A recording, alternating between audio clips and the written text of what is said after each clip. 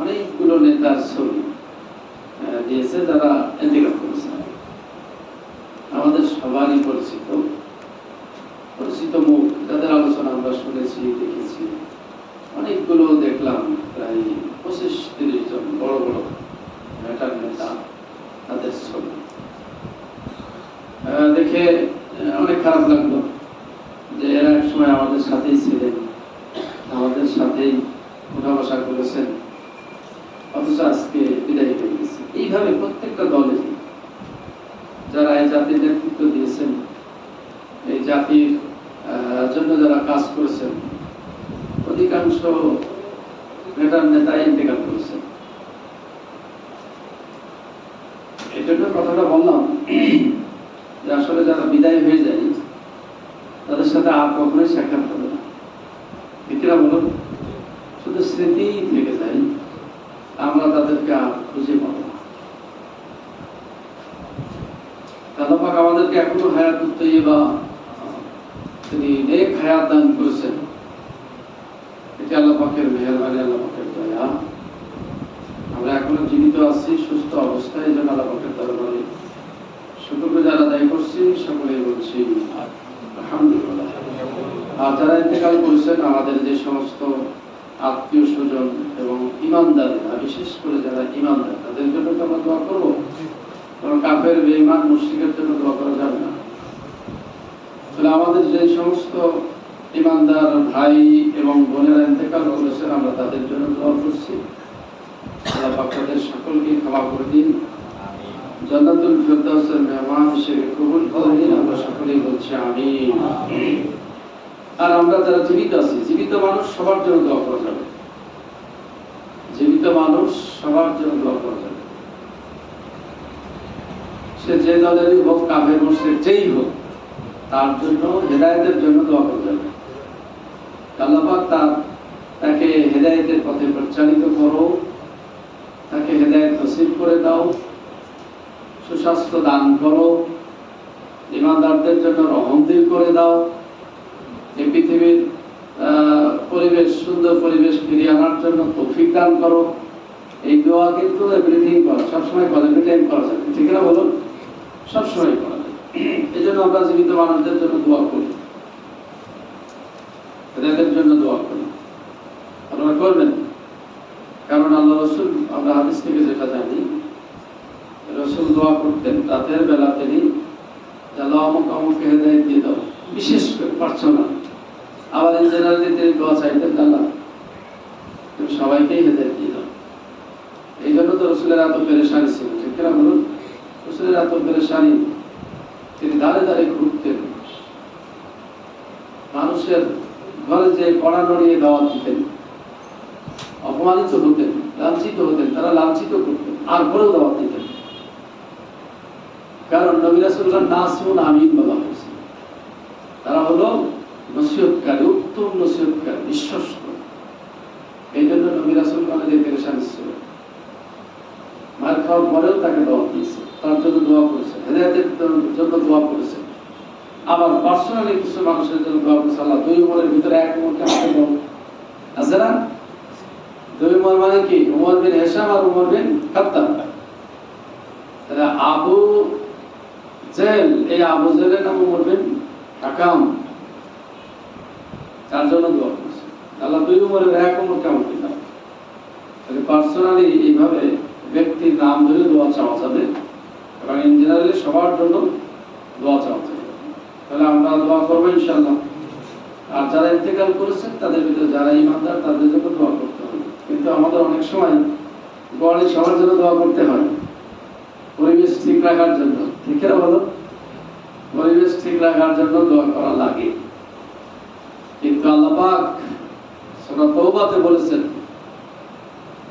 যে ইন তাস্তাগফির লাহুম, যদি তুমি তাদের জন্য ইস্তাগফির লাহুম আও লা তাস্তাগফির লাহুম, দোয়া করো আর না করো, তাদের জন্য ক্ষমা প্রার্থনা করো আর না করো, এমনকি 70 বারও যদি তুমি ক্ষমা প্রার্থনা করো, তাও কি হবে না? কাকে বলা হচ্ছে কথাটা? আমার আপনার মতো সাধারণ মানুষকে তো বলা হচ্ছে, রাসূলকে বলা হচ্ছে। ইনতাস্তাগফির লাহুম 70 মাররা, বলা আছে না 70 বারও যদি দোয়া করো তোমার দোয়া কবুল হবে না। বাস, তার মানে কোন কাফের মুশরিকদের জন্য দোয়া করলে সে দোয়া কবুল হবে না। একই অনুরূপ পরকালে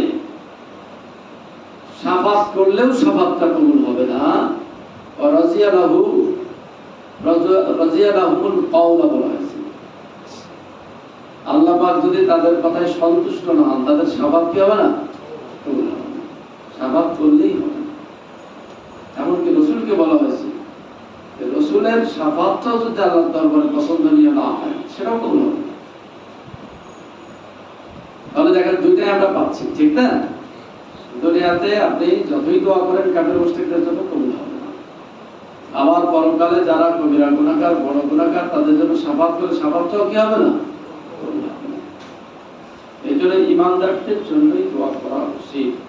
আর জীবিত অবস্থায় যারা কাফের মুশরিক সবার জন্য যাতে ঈমান কবুল করতে পারে আল্লাহ পাক যাতে হিদায়াত দেন সেই জন্য দোয়া করা যাবে। যার কারণে আমরা দোয়া করে থাকি এবং প্রতি জমাতেই আমরা দেখেন বলি আল্লাহ যারা ইন্তেকাল করেছেন যারা ঈমানদার তাদেরকে তুমি কি করো? ক্ষমা করে দাও। আপনি দোয়া করলে সেই দোয়া কাজে লাগবে। আমরা জানি দোয়া করলেন নেক আমল করলেন ছোটখাটো গুনাহ কি হয়? ক্ষমা। কবিরা গুনাহ ক্ষমা করে না। কবিরা গুনার জন্য শর্ত হলো তওবা। শর্ত কি? তওবা। কিন্তু ছোট গুনাহ তো থাকে, বান্দার আমল নামায় ছোট গুনাহ বা কবিরা গুনাহ আছে একটু ছোট, সগীরা আছে একটু বড়, এই ধরনের গুনাহ অনেক থাকে না? এই গুনাহগুলো দোয়া এবং শাফাতে ক্ষমা হয়। এই জন্য আমরা দোয়া করি। তাহলে দোয়া করতে হবে। আমরা আবারও দোয়া করে নিচ্ছি আমাদের যে সমস্ত ভাইয়েরা ইন্তেকাল করেছেন ঈমানের সাথে আল্লাহ পাক তাদেরকে পরকালীন জীবন সুন্দর করে দিন, জান্নাতুল ফেরদাউসের মেহমান হিসেবে কবুল করেন। আমরা সকলেই বলছি আমিন। ভূমিকাতে আর আমরা বেশি কথা বলবো না, সরাসরি কোরআনুল কারীম থেকে আলোচনা শুনবো ইনশাআল্লাহ। সূরা ইউনূস থেকে আমরা আলোচনা শুনছি, ধারাবাহিক আলোচনা চলছে। ইতিমধ্যেই আমরা 33 আয়াত পর্যন্ত আলোচনা শুনেছি, আজকে 34 আয়াত থেকে আলোচনা হবে। আসল বিধানিত মর্দ শয়তান থেকে আল্লাহ পাকের নিকট আশ্রয় কামনা করছি। সকলেই পড়ে নিচ্ছে আউযু বিল্লাহি মিনাশ শাইতানির রাজীম। বিসমিল্লাহির রাহমানির রাহিম। বিতাড়িত মর্দ শয়তান থেকে আল্লাহ পাকের নিকট আশ্রয় কামনা করছি। পরম করুণাময় দয়ালু আল্লাহ পাকের নামে শুরু করছি। আল্লাহ পাক বলেন, রাসূল তুমি বলো, হাল মিন শুরাকাইকুম মান ইয়াবদাউল খালকা, বলছে তোমাদের শরীকদের ভিতরে এমন কি কেউ আছে মান ইয়াবদাউল খালকা, যে প্রথমবার সৃষ্টি করেছে, সুম্মা ইউঈদুহু, অথবা তিনি আবার পুনরাবৃত্তি ঘটাবেন বা আবারও সৃষ্টি করবেন। তোমাদের শরীকদের ভিতরে কেউ আছে কি এমন? তার মানে প্রথমে সৃষ্টি করা হয়েছে, করেছে, আবার পরে সৃষ্টি আল্লাহ পাক যে করবেন, আদালতে আখিরাতে তুলবেন। তোমরা যাদের সাথে শরীক করো তাদেরকে আল্লাহ সমকক্ষ দাঁড় করাচ্ছ, তারা কি কেউ এই কাজটি করতে পারবে? এরপর আল্লাহ পাক আবার বলছেন, কুলিল্লাহ, ও রাসূল তুমি বলো, আল্লাহু ইয়াবদাউল খালকা, তিনি প্রথমবার সৃষ্টি করেন, সুম্মা ইউঈদুহু, আবারও তিনি পুনরাবৃত্তি ঘটাবেন, সৃষ্টি করবেন, পুনরুত্থিত করবেন। ফান্না তুফাকুন, অতএব তোমরা কোন দিকে পরিচালিত হচ্ছ, কোন দিকে চলছো? কুল হাল মিন শুরাকাইকুম মান ইয়াহদি ইলাল হক, এবার আল্লাহ পাক আবার বলছেন যে বলো, তোমাদের শরীকদের ভিতর কি কেউ এমন আছে যে সত্যের দিকে রাস্তা দেখাবে, পথ দেখাবে, অর্থাৎ সঠিক পথ, মানে পথ প্রদর্শন করবে, সঠিক পথে তোমাদেরকে পরিচালিত করবে, এমন কেউ আছে কি? কুলিল্লাহু ইয়াহদিল হক, ও রাসূল তুমি বলে দাও, আল্লাহ সঠিক পথে পরিচালিত করেন, পরিচালনা করেন। আফামান ইয়াহদি ইলাল হাক্কি আহাক্কু, এরপর বলছেন যে সঠিক পথে পরিচালিত হয় বা যিনি সঠিক পথে পরিচালিত করেন, আহাক্কু, তিনি অধিক হকদার, অধিক যোগ্য, আয়ুত্তবা, মানে অনুসরণ করার অধিক যোগ্য, আম্মাল্লা ইয়াহিদ্দি ইলা আয়ুহুদা, না যাকে পথ প্রদর্শন না করলে পথ পায় না, সে অধিক যোগ্য। বিষয়টা ক্লিয়ার হয়নি? বলছে যে যিনি সঠিক পথে পরিচালনা করেন, তিনি অনুসরণ করার অধিক যোগ্য, না যাকে সঠিক পথে পরিচালিত না করলে পথ না দেখালে পথ পায় না, সে অধিক যোগ্য।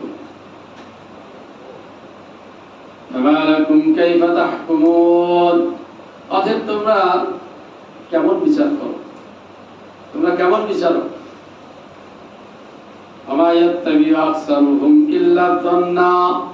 এরপর আল্লাহ বলছেন যে অধিকাংশ মানুষ ধারণার অনুসরণ করে। কিন্তু ধারণা হকের বিপরীতে কোনো কাজে আসে না, ফল আসে না।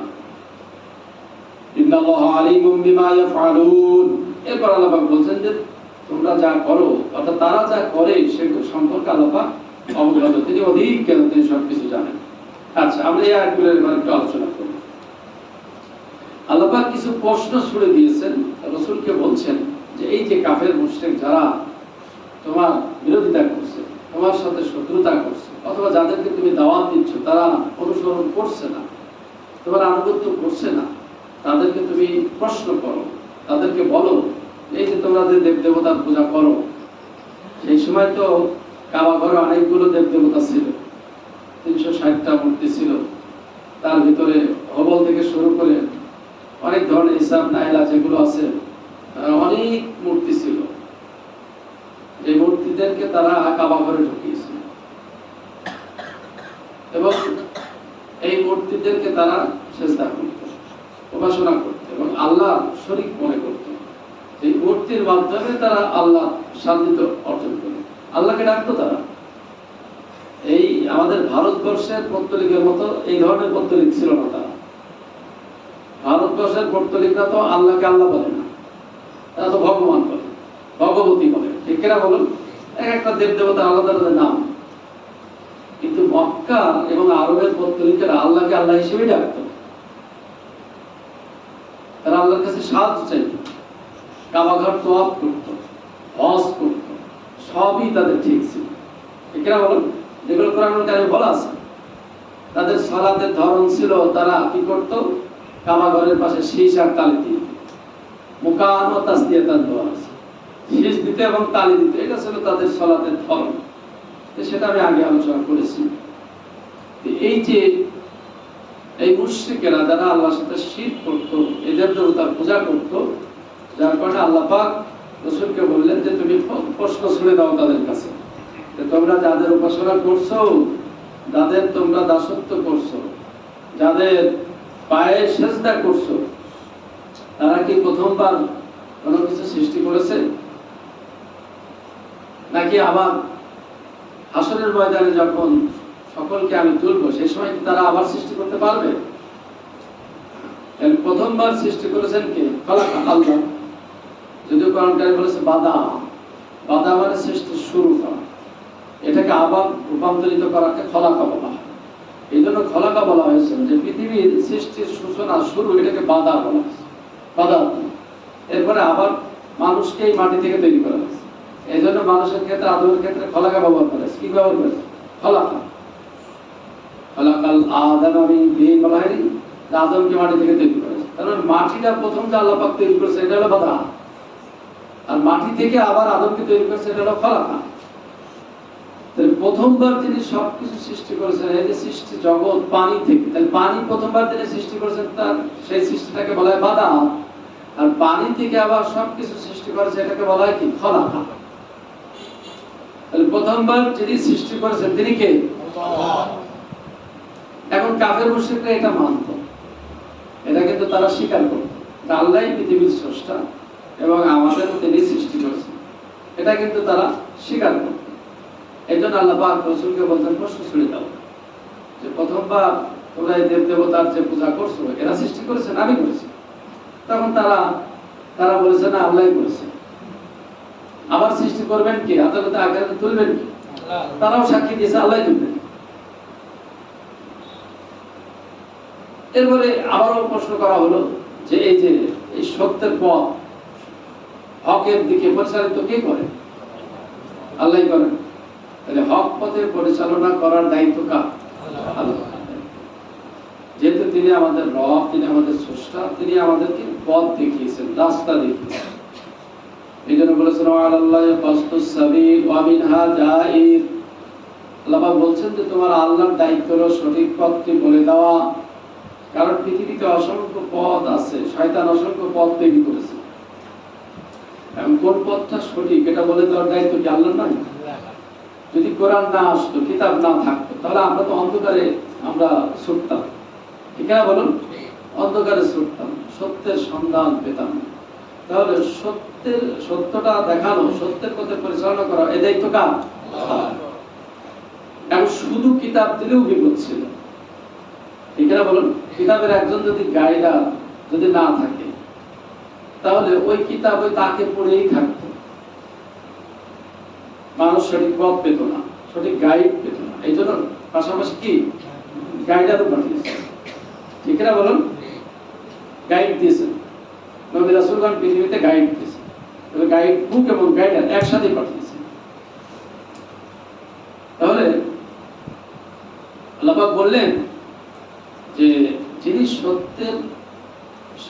সঠিক পথে পরিচালনা করেন, সত্যের সন্ধান দেন, ইবাদত পাওয়ার বলতে কি পাওয়ার, তিনি অধিক উপযুক্ত নাকি যাকে রাস্তা না দেখালে দেখতে পারে না, যাকে পথ না দেখালে সে চলতে পারে না, সে অধিক যোগ্য? আল্লাহ প্রশ্ন শুনে দিয়েছে। আচ্ছা বলুন তো ভাই, আমরা যারা দেব দেবতার পূজা করি, অথবা পীর মাশায়েখের পূজা করি, অথবা নেতার পূজা করি, আচ্ছা বলেন এদেরকে রাস্তা না দেখালে এরা রাস্তায় চলতে পারবে?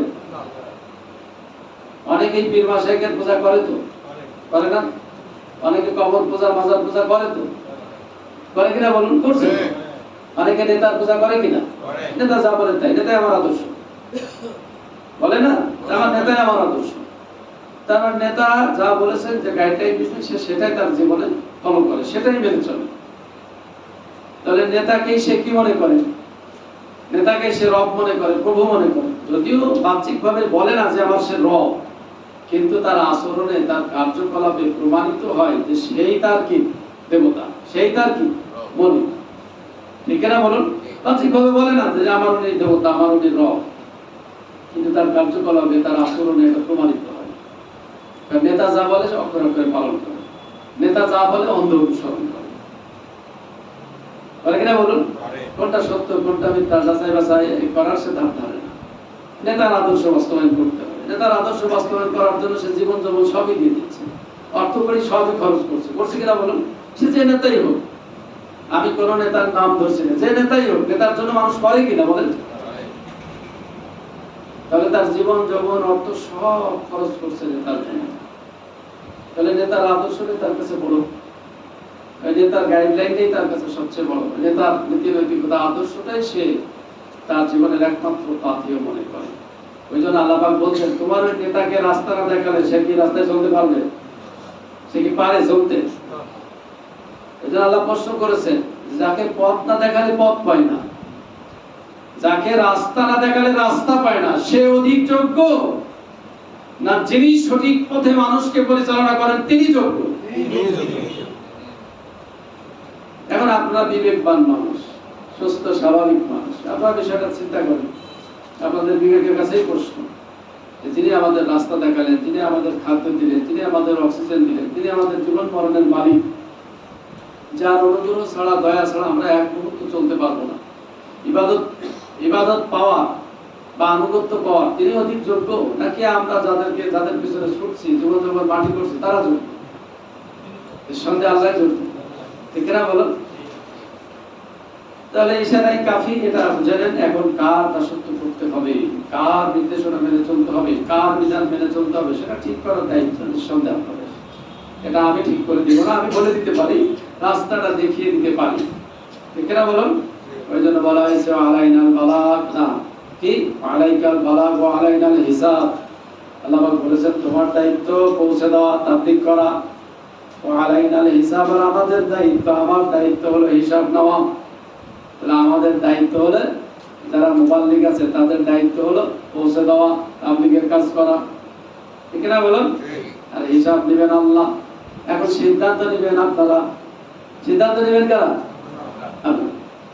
আমি বলে দিলাম, দেখিয়ে দিলাম রাস্তাটা, কার অনুসরণ করতে হবে, কার আনুগত্য করতে হবে, কে অধিক যোগ্য। আল্লাহ কিছু যুক্তি তুলে ধরেছেন, কিছু প্রশ্ন আমাদের সামনে উত্থাপন করেছেন।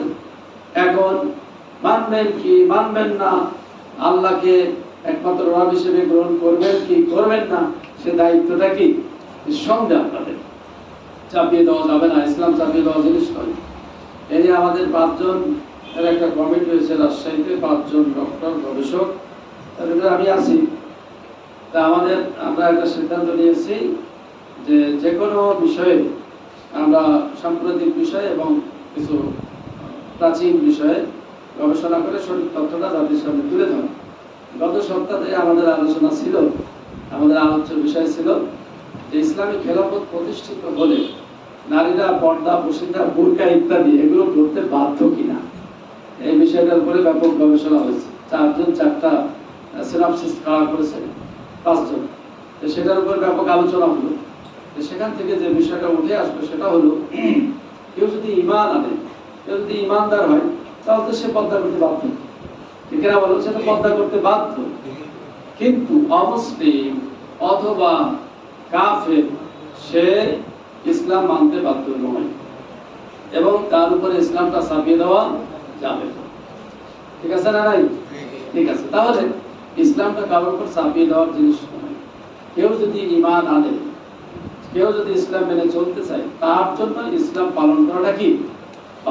এখন প্রশ্ন আসে, তাহলে সবাইকে বেপরোয়া চলবে, যার যা খুশি সেভাবে চলবে? এই প্রশ্নটা থেকে গেছে। এখন নারীরা কি তার অশ্লীলভাবে চলাফেরা করবে? কাফের নারীরা কি অশ্লীলভাবে, মুনাফিক নারীরা কি অশ্লীল যা খুশি তাই গড্ডালিকে গা ভাসিয়ে দিবে? এটা চলবে। ইসলামী খেলাফত কায়েম হলে যে তার ধর্ম, তার মতামত স্বাধীনভাবে সে ব্যক্ত করতে পারবে, তার ধর্ম সে স্বাধীনভাবে পালন করতে পারবে, কিন্তু রাষ্ট্রীয় কিছু নিয়ম কানুন, সামাজিক নিয়ম কানুনের ব্যত্যয় ঘটাতে পারবে না, যা খুশি তাই করতে পারবে না। এগুলো কোনো, এটা সামাজিক রীতিনীতির ভিতরেও পড়ে না। কোনো সমাজ এটাকে সমর্থন করে, যেটা অসামাজিক সেটা অসামাজিক। ধর্ম অসামাজিক বলেছে, সমাজও সেটাকে অসামাজিক বলবে, ঠিক না বলুন? তাহলে যেটা বলছিলাম যে দায়িত্ব হলো কি, মুবাল্লিগদের দায়িত্ব হলে পৌঁছে দেওয়া, জোর করে কারো উপরে ধর্মটা চাপিয়ে দেওয়া নয়। ইসলাম কারো উপরে জোর করে চাপিয়ে দেওয়ার জিনিস নয়। যারা এটা জোর করে চাপিয়ে দিতে চাচ্ছে তারা ভুল করছে, কারণ আল্লাহ পাক স্বাধীনতা দিয়েছেন, আপনি জোর করে চাপাবেন কেন, ঠিক না বলুন? আল্লাহ পাক বলেছেন ফামান শাআ ফালইউমিন ওয়া মান শাআ ফালইয়াকফুর। ইচ্ছা করলে তুমি মানতেও পারো, ইচ্ছা করলে কি অস্বীকারও করতে পারো। লা ইকরাহা ফিদ-দীন, দ্বীনের ব্যাপারে কোনো জবরদস্তি নাই, বাড়াবাড়ি নাই, ঠিক আছে না? নাই, দ্বীনের ব্যাপারে কোনো বাড়াবাড়ি নাই। আল্লাহ পাক আরেকটি আয়াতে বলেছেন যে রাসূল, যারা দ্বীন মানে না, তুমি কি তাদেরকে জোর করে ইসলামে দীক্ষিত করবে, তাদের উপরে চাপ প্রয়োগ করবে? আল্লাহ পাক জানিয়ে দিয়েছেন। তাহলে চাপ প্রয়োগ করা যাবে না, যাবে?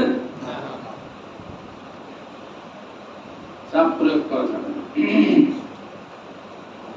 আমি দেখাচ্ছি আয়াতে, এখানে আল্লাহ পাক বলছেন ওয়ালাউ শাআ রাব্বুকা লা আমানা মান ফিল আরদি কুল্লুহুম জামিআ। আল্লাহ পাক যদি চাইতেন তাহলে পৃথিবীর সব মানুষকে আল্লাহ হেদায়েত দিতেন, অর্থাৎ সব মানুষ ঈমান আনত। সব মানুষ কি আল্লাহ যদি চাইতেন তাহলে সবাই ঈমান আনত। কারোর ক্ষমতা ছিল কুফরি করা?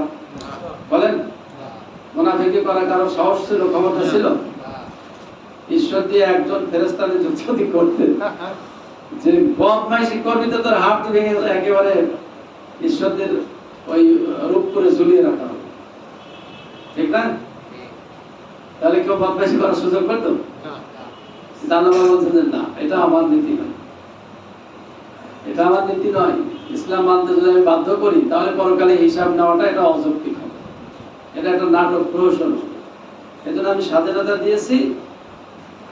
আল্লাহ পাক বলছেন যে তুমি ইচ্ছা করলে মানতে পারো, ইচ্ছা করলে অস্বীকারও করতে পারো। এয়াতে বলেন আল্লাহ শাহ রব্বুল আমানা মান ফিল আরদি কুল্লুম জামিআ, আল্লাহ পাক যদি চাইতেন পৃথিবীর সব মানুষ ঈমান আনত, আবান্তা তুকরিউন নাস হাত্তা ইয়াকুনু মুমিনিন, ও রাসূল তুমি কি তাদের উপরে কঠোরতা অবলম্বন করবে ঈমান আনা পর্যন্ত?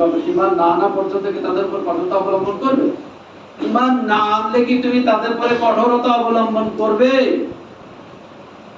তার মানে রাসূলকে বলেছে খবরদার, ঈমান যদি কেউ না আনে তারপরে তুমি কঠোরতা আরোপ করতে পারবে না, তাদেরকে বাধ্য করতে পারবে না, ইসলাম পালনে তাদেরকে বাধ্য করতে পারবে। তাহলে ইসলাম পালনে মানুষ স্বাধীন, স্বাধীন কিনা বলুন? এখন যারা ঈমান এনেছে, আমরা তো সবাই ঈমান এনেছি, ঈমানদার, ঈমানদার কিনা বলেন আপনারা? ঈমান, এখানে কোনো বেঈমান কাফের আছে নাকি? আমরা কিন্তু ঈমান এনেছি। এখন ঈমান আনার পরে কি স্বাধীনতা থাকে? না। বলেন বাংলাদেশের যারা মুসলিম দাবি করে সবাই তো ঈমানদার, তাহলে ঈমান আনার পরে আর কি কুফরি করা যাবে? না। ঈমান আনার পরে কি মুনাফিকি করা যাবে? না। ঈমান আনার পরে কি আল্লাহর নির্দেশনা সরাসরি লঙ্ঘন করা যাবে? না, যাবে না। আপনি যদি ইসলাম মানতে না চান তাহলে বলেন যে আমি মুসলিম না, আমি ইসলাম ত্যাগ করেছি, আমি ইসলাম এখন থেকে আর ইসলাম পালন করব না, ওকে, আপনাকে কেউ কিছু বলবে না। কিন্তু আপনি নিজেকে দাবি করছেন মুসলিম, নিজেকে দাবি করছেন ঈমানদার, এরপরে যদি আপনি ঘুষ খান, এরপরে যদি মদ খান, এরপরে যদি ব্যভিচার করেন, এরপরে যদি অন্যায় কাজ করেন, সেগুলো কি আর মানা যাবে? না, এটা তো মুসলমানের কাজ নয়। না, এই ক্ষেত্রে আপনি স্বাধীনতা চাবেন, সে স্বাধীনতা তো হবে না। তাহলে আপনি বলে দেন যে আমি ইসলাম পালন করব না, আমি মুসলিম না, আমি আমার মতো আমার স্বাধীন ধর্মকর্ম পালন করবো, দ্যাটস ওকে। কিন্তু আপনি নিজেকে দাবি করবেন মুসলিম, মুসলিম সোসাইটির সব সুযোগ সুবিধা গ্রহণ করবেন, মুসলিম কমিউনিটিতে বসবাস করবেন, আপনি পরিচয় দিবেন মুসলিম, আর অন-ইসলামিক কাজ করবেন, তা কি হবে? না। সমস্যা সেই জায়গায়। আমরা স্বাধীনতা চাই। আরে বাবা, স্বাধীনতা চাও তো তুমি তো মুসলমান হয়ে কেমন স্বাধীনতা চাও? তুমি নিজেকে কাফের দাবি করো, ইহুদি দাবি করো, খ্রিস্টান দাবি করে তোমার মতো তুমি চলো, কোনো সমস্যা নাই। কিন্তু তুমি দাবি করছো মুসলিম, ঠিক না বলো? তাহলে মুসলমান ইসলাম কবুল করে মুমিন হওয়ার পরে আর স্বাধীনতা থাকে কি? আপনি তো তখন কোরআনের আইন মানতে বাধ্য, আল্লাহর আইন মানতে বাধ্য। এখানে আমাদের সমস্যা। আমরা মুসলমান দাবিও করব, আবার স্বাধীন মতো ঘুষও খাবো, মুসলমান দাবিও করব, আবার দুর্নীতিও করব, মুসলমান দাবি করব, আবার আমরা মদও খাবো, মুসলমান দাবি করব, আবার কি আমরা সমাজে যত অন্যায় আছে সেগুলো করব। এটা তো ভাই অ্যাকসেপ্টেড নয়, এটা তো কোরআন সুন্নাহর কোথাও এটা অ্যাকসেপ্ট করা হয়নি। সমস্যা এই জায়গায়, ঠিক না বলুন? যেই সাংবাদিক উল্টাপাল্টা প্রশ্ন করছে, ও তো নিজেকে মুসলিম দাবি করছে, ঠিক না? সে বলছে তাহলে আমি কি বোরকা পরতে বাধ্য? হ্যাঁ, তুমি যদি অমুসলিম হও বোরকা পরতে বাধ্য নও, অমুসলিম হলে বোরকা পরতে বাধ্য নও, অর্থাৎ বোরকা আমি বলছি হেজাব, হেজাব পর্দা যেটা, বাধ্য নও। কিন্তু তুমি যদি নিজেকে ইমানদার দাবি করো, যদি মুসলিম দাবি করো, তাও তো নিঃসন্দেহে বাধ্য, ঠিক না বলুন? এই বিষয়টা একটু খেয়াল রাখতে হবে। আমরা যারা ঈমান এনেছি, নিজেদেরকে ঈমানদার দাবি করছি, আমাদের কিন্তু এই ইসলাম বহির্ভূত, কোরআন বহির্ভূত কাজ করার সুযোগ নেই। আপনি করলে আপনি মুসলিম সমাজে ইসলামের মুখোমুখি হবেন, ঠিক না বলুন? কাদিয়ানীদের বিরুদ্ধে আন্দোলন কেন? কাদিয়ানীরা তারা যদি নিজেদেরকে অন্য ফেরকার মানুষ মনে করত, তারা যদি নিজেদেরকে মুসলিম দাবি না করতো, তাহলে কোনো আপত্তি নেই। এই যে ইমাম বিভিন্ন জায়গায় আন্দোলন তাদের বিরুদ্ধে, পাকিস্তান সহ আমাদের দেশেও আন্দোলন হয়। কেন আন্দোলন হয়?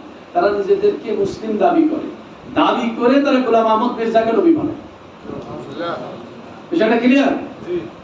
তারা যদি শুধু গোলাম আহমদ কাদিয়ানীকে আল্লাহ বললেও তো আমাদের সমস্যা নাই, কিন্তু তারা নিজেদেরকে কাদিয়ানী বলতে হবে, মুসলিম বলা যাবে না। কারণ ইসলামের সংজ্ঞাই, আপনি যদি একজন মুসলিম হন তাহলে আর আপনি গোলাম আহমদ মির্জাকে আপনি নবী মানতে পারবেন না। কোরআন সুন্নাহর আলোকে আপনাকে গোলাম আহমদ মির্জাকে নবী মানা যাবে না। তাহলে আল্লাহকে একমাত্র নবী মানতে হবে, মুহাম্মদ রাসূলুল্লাহ সাল্লাল্লাহু আলাইহি ওয়াসাল্লামকে আপনাকে রাসূল মানতে হবে। এটা হলো ইসলামের সীমানা, ইসলামের গুণ। আপনি ইসলাম না মানলে সেটা আলাদা কথা।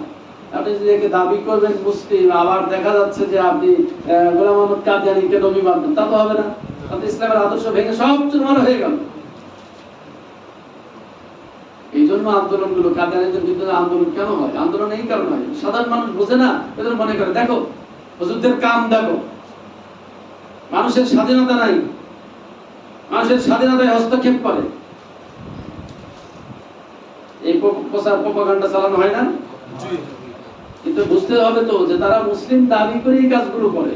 মুসলিম দাবি না করলে আমাদের কোনো সমস্যা নাই, কোনো আপত্তি নাই।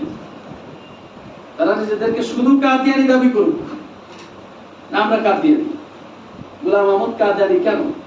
ওই মেথরকে যদি তারা নবী মানে তাও আমাদের সমস্যা নেই, ঠিক না বলুন? কিন্তু আপনি নিজেকে মুসলিম দাবি করবেন, মুসলিম কমিউনিটিতে বসবাস করবেন, মুসলিম কমিউনিটিতে সব সুযোগ সুবিধা আপনি গ্রহণ করবেন, আবার আপনি নবুয়তের অর্থাৎ রিসালাত ভেঙে খানখান করে ফেলবেন, রাসূলের নবুয়তকে ভেঙে খতমে নবুয়তকে আপনি বিসর্জন দিয়ে গোলাম আহমদ কাদিয়ানীকে নবী মানবেন, এটা তো হয় না ভাই, এটা তো হয় না, ঠিক না বলো? এজন্য ঈমান আনার পরে কুফরি মতবাদ আপনি গ্রহণ করতে পারবেন না। তাহলে ঈমান আপনাকে ত্যাগ করতে হবে। আপনি ত্যাগ করে বলেন যে আমি ধর্মকর্ম মানি না, আমি মুসলিম নই, আমি ইসলাম ত্যাগ করেছি, ওকে, আপনি যেখানে খুশি সেখানে চলে যান, সমস্যা নেই। বিষয়টা কি ক্লিয়ার হলো ভাইরা? এই জন্য আল্লাহ পাক এখানে স্পষ্ট করে দিয়েছেন যে যে সঠিক পথ প্রদর্শন করেন, মানুষকে যিনি সঠিক পথে পরিচালনা করেন, তিনি অধিক যোগ্য না যাদেরকে পথ না দেখালে পথ পায় না, তারা অধিক যোগ্য। তাহলে আমরা যাদের ইবাদত বন্দি করছি, একটু আপনাদের বিবেকের কাছে প্রশ্ন, আমরা যাদের ইবাদত করি, আমরা যাদের অনুসরণ করা মানে ইবাদত করা। আপনি যদি কারোর অন্ধ অনুসরণ করেন মানে তার কি করা হয়? ইবাদত হয়ে যায়। আপনি যদি কারোর নির্দেশনা চোখ কান বুঝে যদি আপনি অনুসরণ করেন তাহলে তার ইবাদত হয়ে যায়। আপনি কারোর আদর্শ যদি চোখ কান বুঝে যদি অনুসরণ করেন তাহলে তার কি হয়ে যায়? ইবাদত হয়ে যায়। ইবাদত মানে দাসত্ব করা, ইবাদত মানে তার অনুসরণ করা, আনুগত্য করা, ঠিক না বলুন? এর আগেও আমি দৃষ্টান্ত দিয়েছি, আবারও আজকে স্মরণ করিয়ে দিচ্ছি।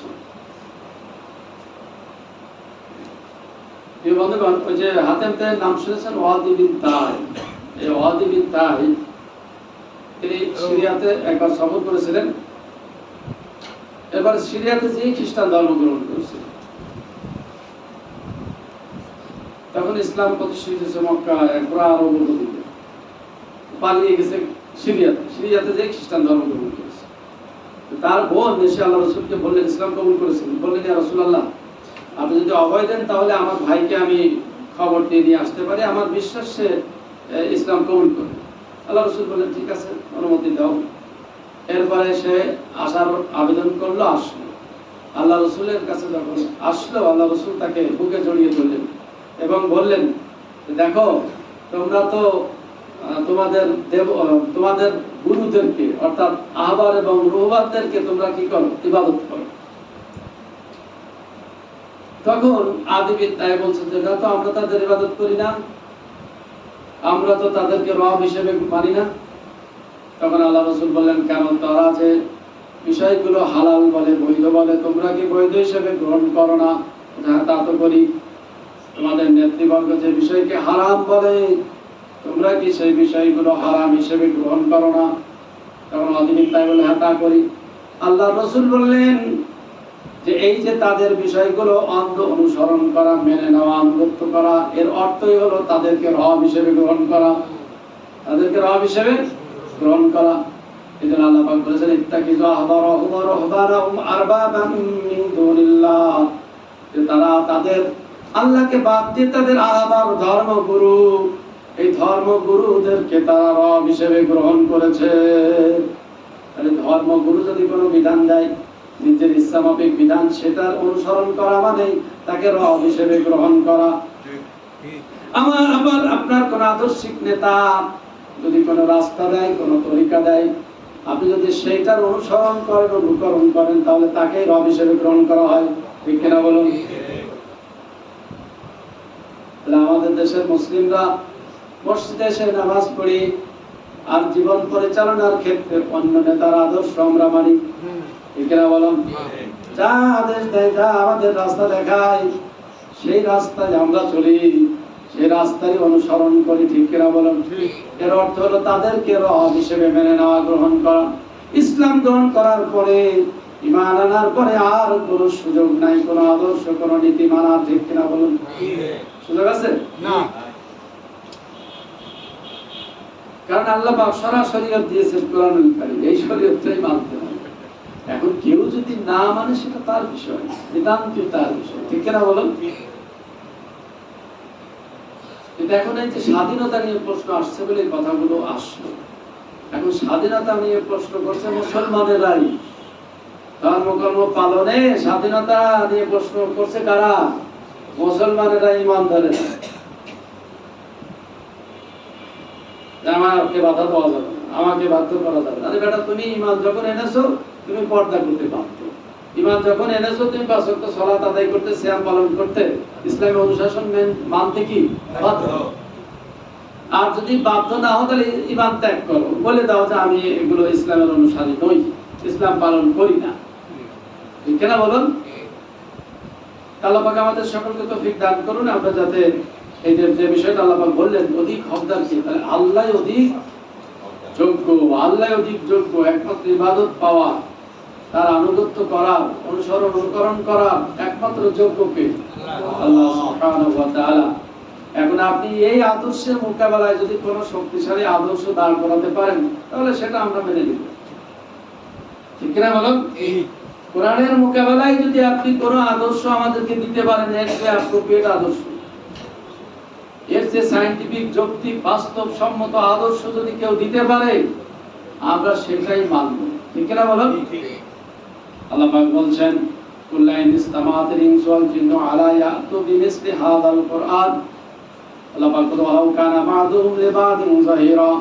পৃথিবীর সমস্ত মানুষ এবং সব জিন যদি একযোগে চেষ্টা করে, এই কোরআনের অনুরূপ একটা কোরআন বানানোর যদি চেষ্টা করে এবং একে অপরকে যদি সহযোগিতা করে, তাহলে এই কোরআনের মতো একটা কোরআন তারা বানাতে পারবে না।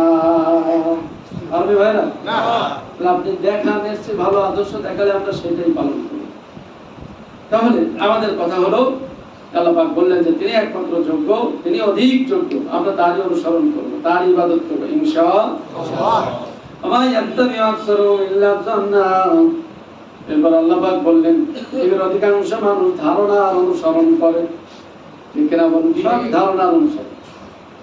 এই যে ধারণার বশবর্তী হয়ে তো এতগুলো পথ মত আবিষ্কার করেছে, এগুলো সব ধারণা থেকে, মানুষের ধারণা থেকে এগুলো, এই পথগুলো তারা আবিষ্কার করেছে, পথগুলো তৈরি করেছে। এই জন্য আল্লাহ পাক বলেন, আমা ইয়াত্তাবি আকসারুহুম ইল্লা যান্না। অধিকাংশ মানুষ তারা ধারণার অনুসরণ করে। ওয়ালা তাত্তাবিউল হাওয়া। আল্লাহ পাক এই জন্য বলেছেন, পবিত্রের অনুসরণ করো না। যারা পবিত্রের অনুসরণ করে তারা মুশরিক। তারা কি? মুশরিক। আপনার মন যা চাইছে তাই করবেন, তাহলে মুশরিক হয়ে যাবেন। মন চাইছে এখন আড্ডা মারা, খোঁজ গল্প করা, ঠিক কিনা বলুন? মন চাইছে তাই করলেন। মন চাইছে যাই একটু ফুর্তি করে মদ খায়, কেউ যদি মদ পান করে। মন চাইছে একটু লটারি খেলা খেলি, জুয়া খেলা খেলি, সমাজে লটারি আছে না নাই? একটু জুয়া খেলা খেলি। ওরা মন যা চাইছে তাই করলো। আল্লাহ পাক বলেছেন, মন যা চায় তাই যদি কেউ করে তাহলে সে মুশরিক হয়ে যাবে। এই জন্য বলেছে, লা তাত্তাবিউল হাওয়া। প্রবৃত্তির অনুসরণ করো না। প্রবৃত্তির অনুসরণ করা যাবে না। যাবে? নিজের মনের প্রবৃত্তির অনুসরণ করা যাবে না। তাহলে অন্য মানুষেরটা অনুসরণ করা আর নিজের প্রবৃত্তির অনুসরণ করা একই, মুশরিক হয়ে যাবে।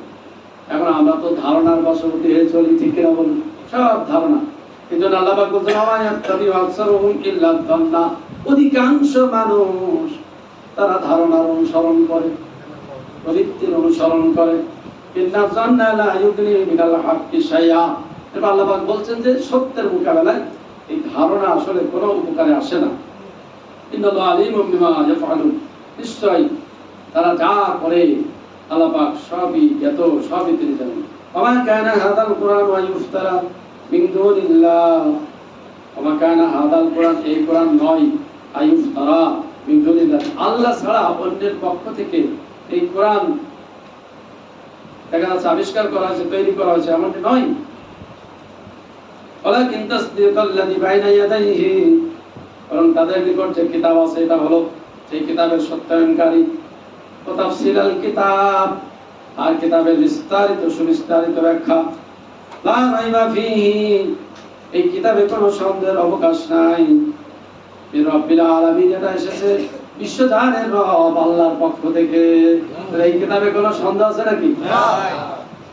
কারণ মনে যদি বিন্দু মাত্র সংশয় থাকে তাহলে ঈমান কি থাকবে? না। তাহলে আল্লাহ পাক বলছেন যে দেখো এই কিতাব আল্লাহর পক্ষ থেকে এসেছে। আগে তার বর্ণনা দিলেন, বিভিন্ন যুক্তি আল্লাহ পাক খাড়া করলেন, প্রশ্ন করলেন, এরপরে বললেন যে এই যে কিতাব, এই কিতাবটা আল্লাহ ছাড়া কেউ তৈরি করেনি।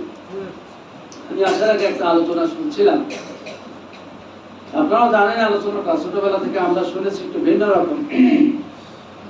যখন সূরা কাউসার নাযিল হলো, মক্কার কাফেররা এবং মক্কার মুশরিকরা বলতো মুহাম্মদ এগুলো বানায়, মুহাম্মদ এগুলো বানায়, তৈরি করে, এগুলো কোনো আসমানি ঐশীবাণী নয়।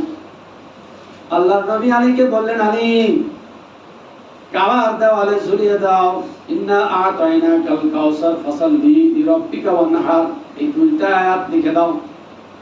এরপরে মক্কার বড় বড় কাফের মুশরিক এবং যারা বড় বড় কবি সাহিত্যিক তাদের বলো, এই দুইটা আয়াত মিলিয়ে অর্থের সাথে মিলিয়ে শেষের আয়াতটা তোমরা যুক্ত করে দাও। দুটা আয়াত লিখে দেওয়া হলো এবং ঘোষণা দিয়ে দেওয়া হলো, তোমরা যারা বলছো যে মুহাম্মদ এটা বানায়, মুহাম্মদ এটা তৈরি করে, না, আমরা দুইটা আয়াত লিখে দিলাম, বাকিটা গোপন রাখলাম, তোমরা এর সাথে অর্থ মিলিয়ে শেষের অংশটা লিখে দাও, একটা আয়াত সংযোজন করে দাও। ইতিহাস বলে যে তারা এক সপ্তাহ চেষ্টা করলো, সমস্ত কবি সাহিত্যিকরা বসে গেল, চেষ্টা করলো। কবি সাহিত্যিকরা তো ধারণার বশবর্তী কথা বলে, ঠিক কিনা বলেন? সব ধারণা, কল্পনা প্রসূত। দেখবেন অধিকাংশ কবি যা কথা বলে, যা কবিতা আবৃত্তি করে, রচনা করে, সব ধারণা প্রসূত। এটা কল্পনা একটা জিনিস অঙ্কন করে আগে, এরপরে ওইভাবে লেখে। এই জন্য কুরআনুল কারীমে বলা হয়েছে যে কবিদের অনুসরণ করে শুধু বিপদগামীরা, ইত্তাবিউনাল গাবুন, এই কবি সাহিত্যিকদের অনুসরণ করে যারা বিভ্রান্ত, যারা গুমরাহ, তারা অনুসরণ করে।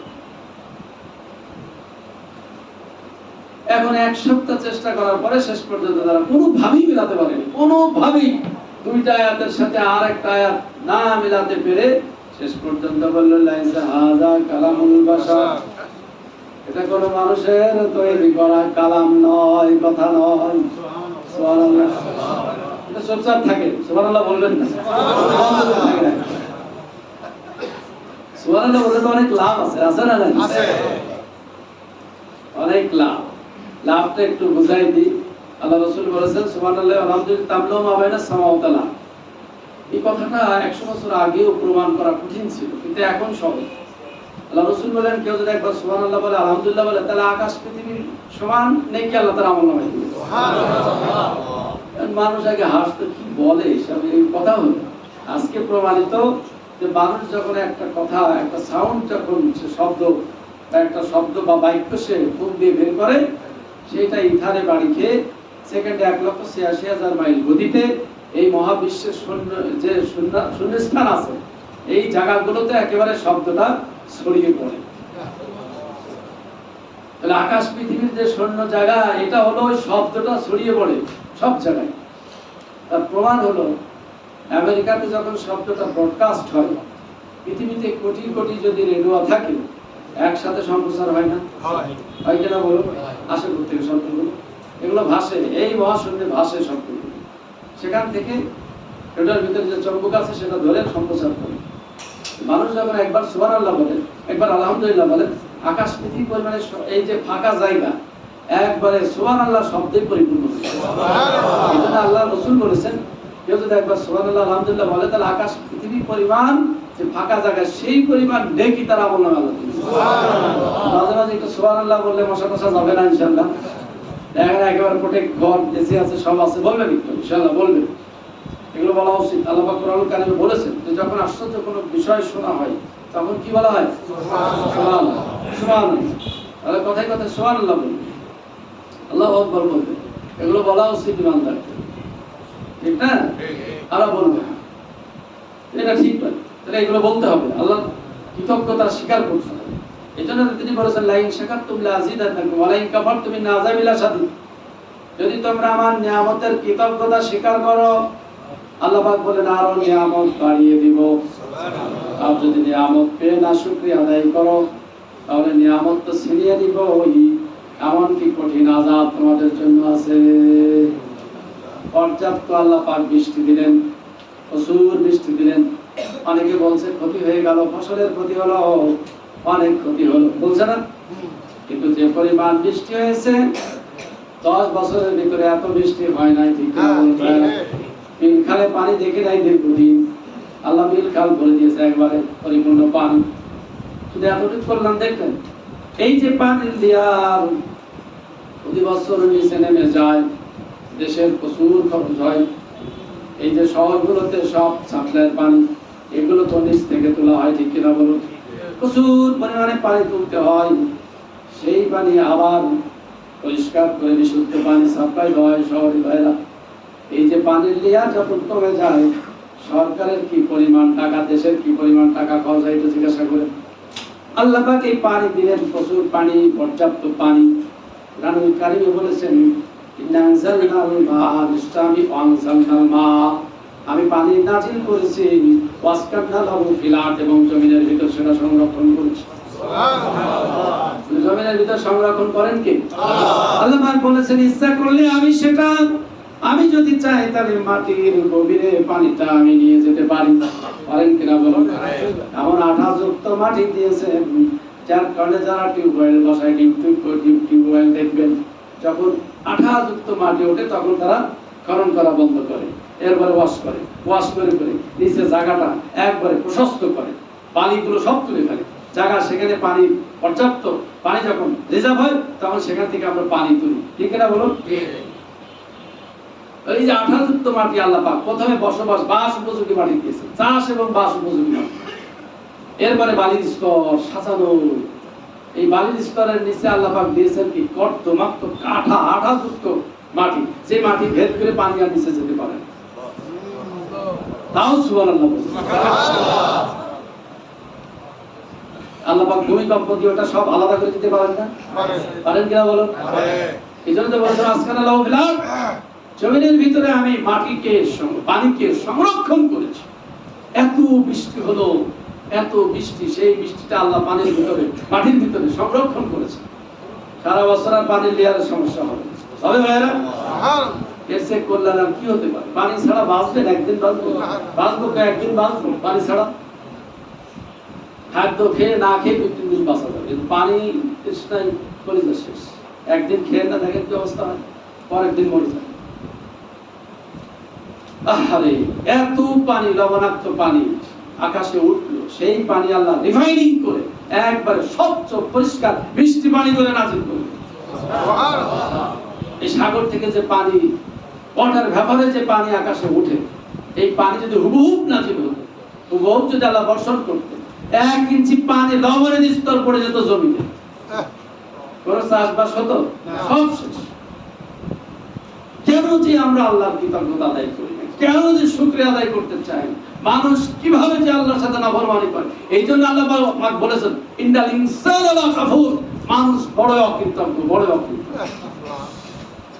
আমা কাদারুল্লাহ হাক্কা কদরি, আল্লাহ পাক বলেছেন মানুষ তার রবের মর্যাদা দিতে জানলো না।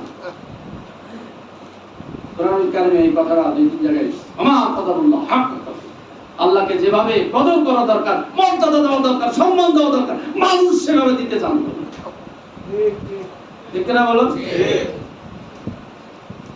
শ্রদ্ধায় মস্তক অবনত হওয়া দরকার। এই জন্য তো আল্লাহ পাক বলেছেন আফালা ইয়াতাফাক্কারুন, কেন তারা চিন্তা করে না? আফালা ইয়াকিলুন, কেন তারা আকল খাটায় না? ব্যাককেল সব আমরা ব্যাককেল, নাউজুবিল্লাহ, মাইন্ড করেন না আপনারা, ব্যাককেলই বেশি। ঠিক না বলো? আকল খাটায় না, আকল খাটায়। এবং যারা আকল খাটায় না, দেখেন আপনারা কষ্ট নেবেন না, আকল যারা খাটায় না আল্লাহ পাক তাদেরকে নিকৃষ্ট পশু বলেছে। আকল যারা খাটায় না, বিবেক যারা খাটায় না, তারা হলো নিকৃষ্ট জানোয়ারের সাথে আল্লাহ দৃষ্টান্ত দিয়েছে। তাহলে আকল খাটানোর দরকার আছে না নাই? একটু আকল খাটাতে হবে ভাইরা, তাহলে স্রষ্টাকে চেনা যাবে, স্রষ্টাকে খুঁজে পেতে খুব বেশি দূর যাওয়া লাগবে। তো মহান আল্লাহ আমাদের সকলকে তৌফিক দেয়। আপনারা কষ্ট দিয়ে না ভাইরা, এটা সত্য কথা বলে ফেললাম। আল্লাহ পাক এই জন্য বলছেন যে ওয়ালাকিন তাসদিকাল্লাযী বাইনা ইয়াদাই, এই কোরআন তোমাদের মাঝে আছে, এটা হলো সত্যায়ন, পূর্ববর্তী কিতাবের সত্যায়ন। ওয়া তাসদিকাল কিতাব, এবং কিতাবের সুস্পষ্ট ব্যাখ্যা। লা রাইবা ফীহি রাব্বিল আলামিন, বিশ্বজাহানের রবের পক্ষ থেকে কিতাব এসেছে, এই কিতাবে কোনো ধরনের সন্দেহ অবকাশ নাই। আছে বল নাই? এই কিতাব মানতে আমাদের আপত্তি কোথায়? আমাদের তৈরি করা সংবিধান আমরা অক্ষরে অক্ষরে পালন করতে চাই। পালন করি বা না করি, বলার সময় তো বলি এই সংবিধানের বাইরে যাওয়া হবে না, কোন ধরনের সংবিধানের মানে সংবিধান লঙ্ঘন করা যাবে না। বলি কিনা বলুন? সংবিধানের দোহাই দিয়ে যাই হোক আমরা করি। আর হাতে তৈরি করা সংবিধান যদি এত শ্রদ্ধার সাথে গুরুত্বের সাথে পালন করি, আর বিশ্বজাহানের রবের পক্ষ থেকে এসেছে সংবিধান, ওয়াকাযালিকা আনজালনাহু হুকমান আরাবিয়্যা, আল্লাহ পাক বললেন আমি আরবি ভাষায় কোরআনকে সংবিধান হিসেবে নাযিল করেছি। এই কোরআনটা হলো সংবিধান। কোরআন মানতে আমাদের এত আপত্তি কেন, এত সমস্যা কেন? কারণ কোরআন মানলে তো বদমাইশি করা যায় না। ঠিক না বলেন? কোরআন সংবিধান হলে তার বাটপারে দুর্নীতি কোনোটাই থাকবে না। এই জন্য তো বিরোধিতা। চুরি করা যাবে না তো, জনগণের সম্পত্তি তার তখন নিজের মনে করে খাওয়া যাবে না।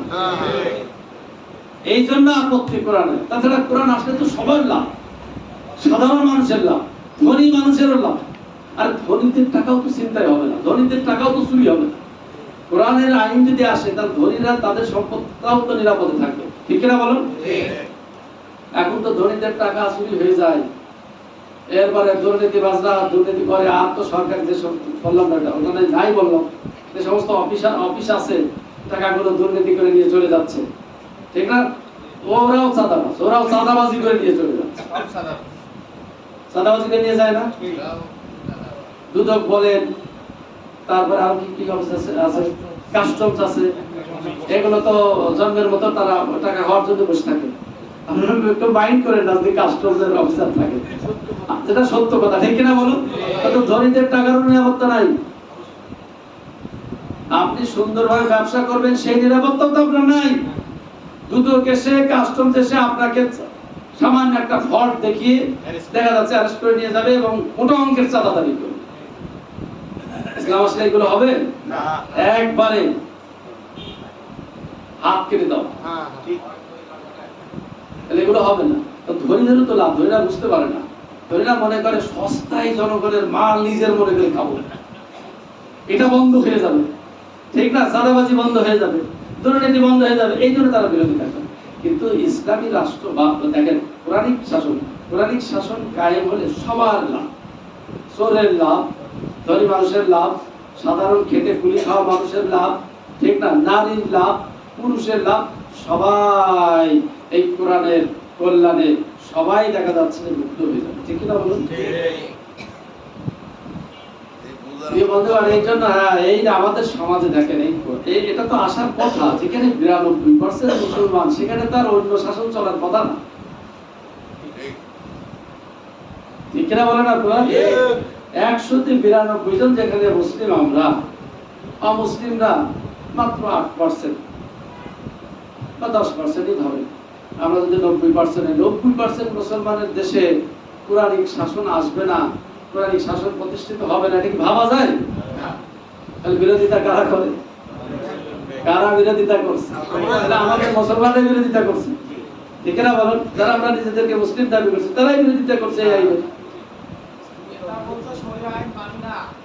আবার দেখা যাচ্ছে কি আমরা নিজেদেরকে মুমিন মুসলিমও দাবি করছি, ঠিক না বলুন? তো হয় না, একই সাথে এই যে দ্বিচারিতায় দুই নীতি হয় না। আপনি আল্লাহর আইন মানবেন না আবার মুসলিম দাবি করবেন, তা কি হয় না? কোনদিনও সম্ভব, কোনদিনও সম্ভব। প্রিয় বন্ধুরা, এই জন্য আসুন আল্লাহর পক্ষ থেকে এই যে কিতাব লা রাইবা ফিহি মির রাব্বিল আলামিন, আল্লাহ পাক বলেছেন যে বিশ্বজাহানের রবের পক্ষ থেকে এই কিতাব এসেছে, এতে কোনো সন্দেহের অবকাশ নেই। আমি শেষ করে দিচ্ছি। এরপর আল্লাহ পাক আরো প্রশ্ন ছড়ে দিলেন, আমি ইয়াকুলুনা ইফতারাহু, তারা কি বলে মুহাম্মদ এই কিতাব তৈরি করে। কুল, ও নবী তুমি বলে দাও, ফাতু বিসূরাতিন মিসলি, বলে তোমরা এই কোরআনের মতো একটা সূরা নিয়ে আসো। ফাদু মানিস্তাতাতুম মিন দুনিল্লাহ, আর আল্লাহ বাদে তোমাদের যত সাহায্যকারী আছে সাধ্য মতো তোমরা জোগাড় করো। ইন কুনতুম সাদিকিন, যদি তোমাদের কথায় তোমরা সত্যবাদী হয়ে থাকো। সময় আর আমাদের পারমিট করছে না, যার কারণে শেষ করতে হচ্ছে। প্রিয় বন্ধুগণ, তাহলে শেষ কথা হলো আল্লাহ পাক বলছেন যে এই কিতাব এর একটা সূরার মতো সূরা তোমরা নিয়ে আসো। এই ব্যাপারে যদি সন্দেহ থাকে, তোমাদের মনের ভিতরে যদি কোনো ধরনের দ্বিধা সংশয় থাকে কোরআন মানার ব্যাপারে, ঠিক না, কোরআন মানার ব্যাপারে যদি কোনো ধরনের দ্বিধা সংশয় থাকে, তাহলে আল্লাহকে বাদ দিয়ে যত তোমাদের সাহায্যকারী আছে, যত তোমাদের বন্ধু আছে, সাধ্যমতো নিয়ে এসে একটা সূরা তোমরা তৈরি করো। ইন কুনতুম সাদিকিন, যদি তোমাদের কথায় তোমরা সত্যবাদী হয়ে থাকো। তাকে আজ ১৫০০ বছর কেউ পেরেছে ভাইরা? কত কিতাব হওয়ার কথা ছিল এর এগেইনস্টে। এই কোরআনের অনুরূপ কত কোরআন হওয়ার কথা ছিল ১৫০০ বছরে। পৃথিবীর মানুষ তো বসে নাই। নাস্তিক মুসলিম, যারা মুসলিম দার্শনিক, নাস্তিক দার্শনিক, তারা কি বসেছিল? এবং যারা নিজেদেরকে নাস্তিক দাবি করে, তারা কোরআনের মধ্যে একটা কোরআন বা একটা কিতাব বানানোর কি কম চেষ্টা তারা করেছে? এই ১৫০০ বছরে একটা সূরা কি কেউ আবিষ্কার করতে পেরেছে? এটাই প্রমাণিত হয়, এটাই একমাত্র সত্য কিতাব, এটাই আল্লাহর পক্ষ থেকে এসেছে। এছাড়া আমাদের বাঁচার উপায় আর আদালতে আখিরাতে আমি আগেও বারবার বলেছি, এটাই প্রশ্ন করা হবে, এটাই একমাত্র প্রশ্নপত্র। এইসব আপনার যে আজে বাজে যে ধারণা আমাদের আছে সমাজে, আমাদের বক্তাদের মুখ থেকে শুনে আদালতে আখিরাতে কি করা হবে যেগুলো আমরা শুনি, সেগুলো অধিকাংশই কোরআনের সাথে মিলে না। অধিকাংশ কথা কোরআনের সাথে মিলে না। তাহলে মুদ্রা কথা, আসল কথা যেটা, আদালতে আখিরাতে একমাত্র প্রশ্নপত্র হবে কি? কোরআনুল কারীম প্রশ্নপত্র, এটা হবে প্রশ্নপত্র। আর উত্তর হবে আপনার আমলনামা।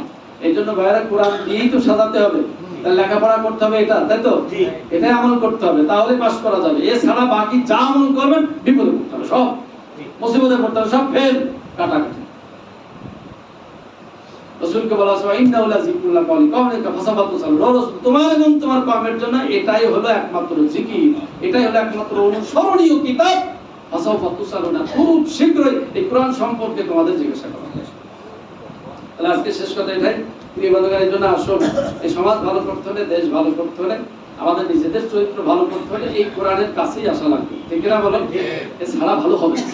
আল্লাহ আমাদের সকলকে তৌফিক দান করুন, যাতে আমাদের ব্যক্তি জীবন, আমাদের পারিবারিক জীবন, সমাজ জীবন এবং রাষ্ট্র, এখন আমরা যে বেকায়দায় আছি, এই রাষ্ট্র যাতে আল্লাহ পাক আমাদেরকে ভালো করার তৌফিক দান করেন, কোরআন অনুযায়ী যাতে আমরা চলতে পারি। আল্লাহ আমাদের সকলকে কবুল করুন, আমিন। যারা সুন্নাত পড়েন সুন্নাত পড়ুন।